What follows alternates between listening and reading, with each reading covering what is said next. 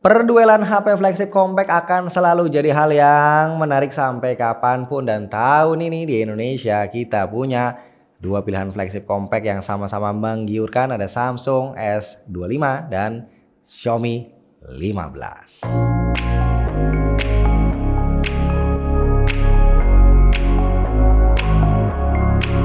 Bismillah, alhamdulillah kita ketemu lagi bareng gua Romi. Pas video ini dibuat, harga Samsung S25 ini ada di kisaran 15 juta, sementara Xiaomi 15 di angka 13 juta untuk kapasitas yang sama, yaitu 12 GB. Mungkin harganya bisa lebih murah lagi kalau di e-commerce. To the point, yang lebih compact antara kedua HP ini adalah Samsung S25. Dia lebih pendek 5 mm, lebih tipis 1,2 mm, dan lebih enteng 28 gram.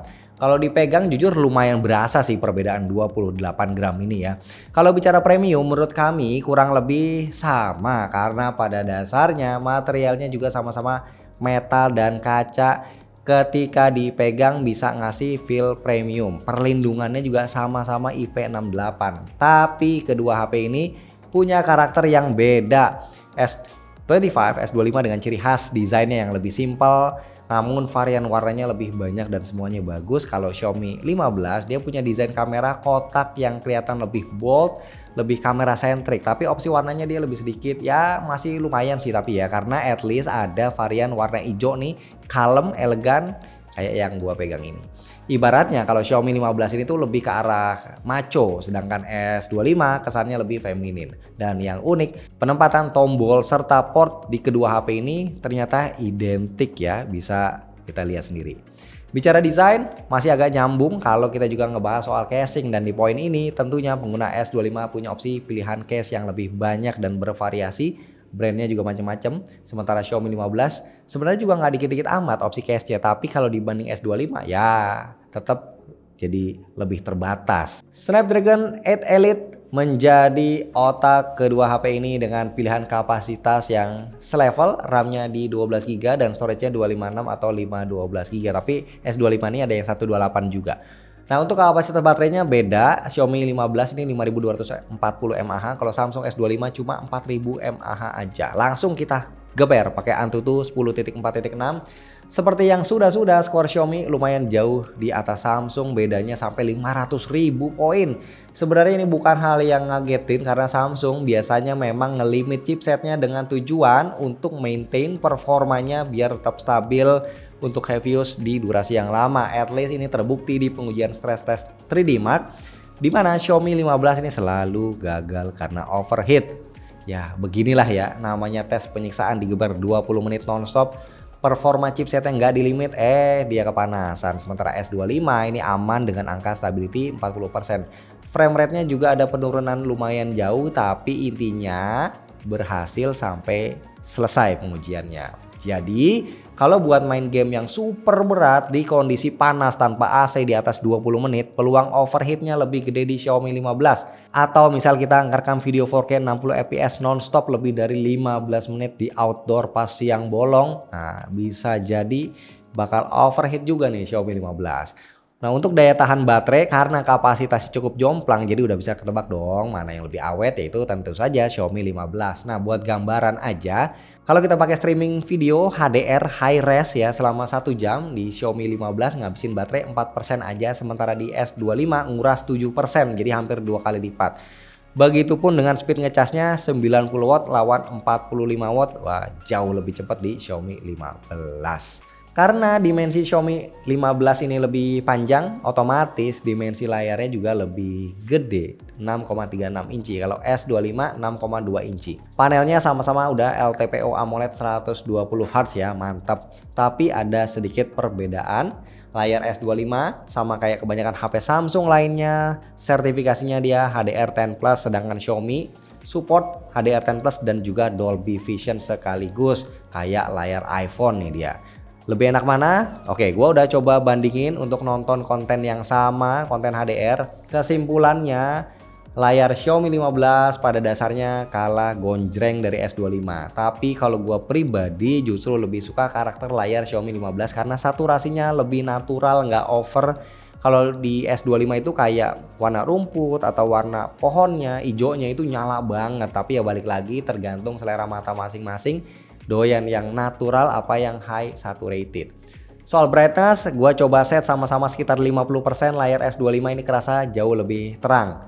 Terus gua juga coba set ke 100%, ternyata brightnessnya ada di level yang sama, cuman bedanya karena Samsung ini pakai anti reflektif, jadi dia minim bayangan ya dibanding Xiaomi 15. Dan untuk speaker gua tes di 100%, nyetel musik ya. Kelantangannya ada di level yang sama, cuma bedanya di S25 ini kerasa lebih wide, lebih nyebar, sementara di Xiaomi 15 lebih narrow ya, lebih menyudut ya. Suara speakernya langsung nusuk ke kuping. Dan untuk bassnya lebih terasa nendang di Xiaomi 15.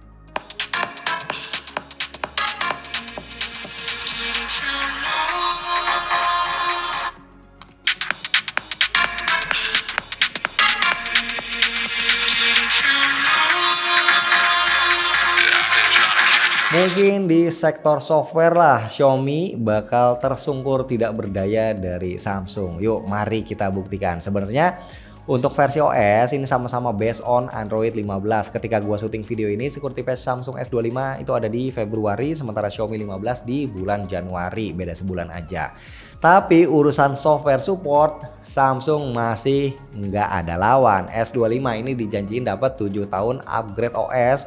Sedangkan Xiaomi 15 itu cuma 4 tahun aja. Terus buat kenyamanan UI ya gue yakin 6 atau 7 dari 10 orang itu bakal lebih nyaman dengan One UI dibanding HyperOS. Icon-icon dan font bawaan One UI itu somehow kerasa lebih adem di mata. Responsivitas UI kedua HP ini sebenarnya juga udah top banget. Tapi One UI di Samsung gimana pun juga tetap masih lebih stabil, lebih smooth. Dan soal bloatware jelas Xiaomi lebih banyak. Dan kalau kalian tanya ada iklan apa enggak di Xiaomi, sejauh ini gue pakai sih aman ya. Gue belum nemu ada iklan yang nongol. Next, kalau kita bahas soal AI, apa yang Samsung kasih di S25 sebenarnya terasa lebih matang dibanding Xiaomi.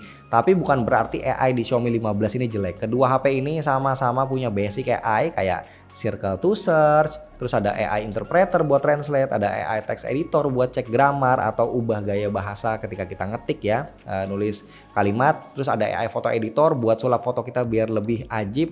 Tapi untuk penggunaan harian tetap Galaxy AI terasa lebih reliable. Dan sekarang kita move on ke poin bahasan kamera. Kedua HP ini punya setup triple kamera, ada wide, ultra wide, ada tele. Resolusinya jauh lebih tinggi dan meyakinkan di Xiaomi 15 karena semuanya udah 50 megapiksel. Tapi tentunya di sini kita nggak akan percaya gitu aja dengan angka.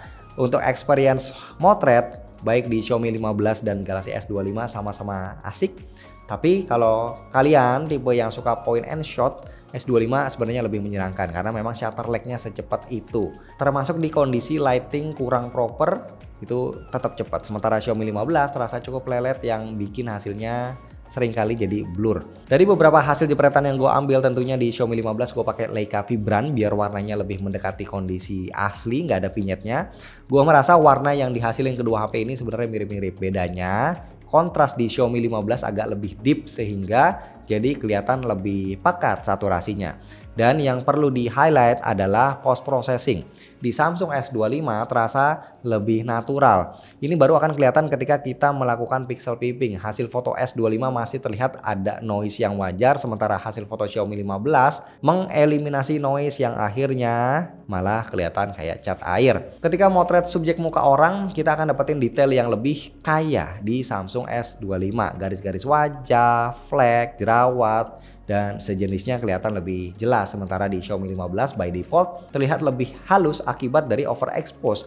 Jadi kalau mau dapetin detail yang lebih mantap di Xiaomi 15 kita bisa nurunin exposure secara manual. Menariknya di mode malam, kamera Xiaomi 15 ini cenderung berusaha nyerap cahaya lebih banyak dari S25. Jadi kalau kita motret subjek yang gelap di tempat yang juga lumayan gelap, jepretan Xiaomi ini lebih terang. Tapi perlu dicatat shutter lag S25 kan lebih cepat, jadi lebih minim blur ketimbang Xiaomi 15. Dan hasil fotonya juga jadinya lebih gelap di S25. Untuk kemampuan lensa tele di kedua HP ini juga sebenarnya nggak jauh beda ya, karena focal length-nya itu mirip-mirip ya, 2,6 dan 3 kali optical zoom. Nah, kita baru akan dapetin perbedaannya lagi-lagi kalau melakukan pixel peeping. Kembali soal post processing, di mana processing Xiaomi 15 ini lebih keras dibanding processing di S25 yang lebih nyantai.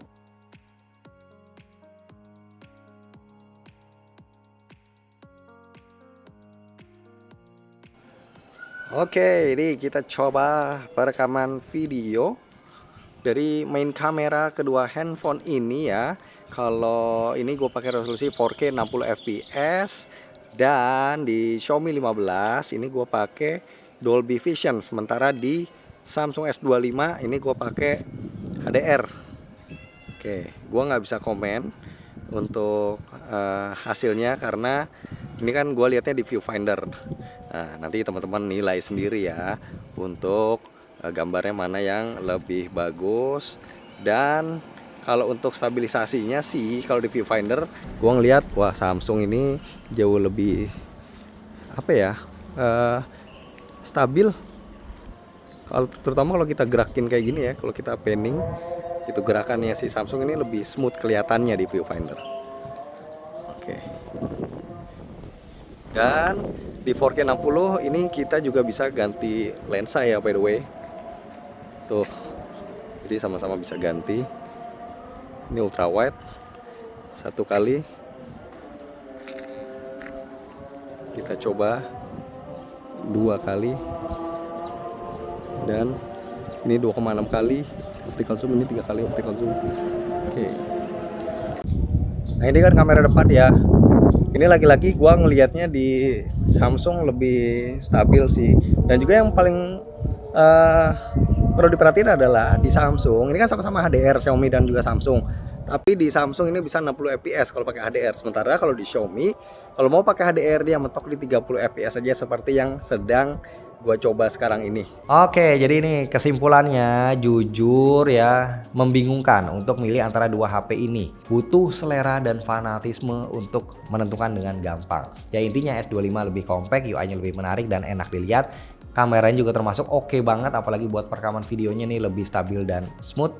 Sementara Xiaomi 15 dia sebenarnya lebih kenceng tapi juga lebih panas, baterainya lebih awet, layar juga masih bisa banget ya untuk ngelawan Samsung buat motret. Kalau doyan artistik ala Leica ya harusnya bakal suka sama HP ini kalau bisa nge-adjustnya, dan harganya juga jauh lebih murah ya. So mending yang mana, pilihan ada di kalian masing-masing.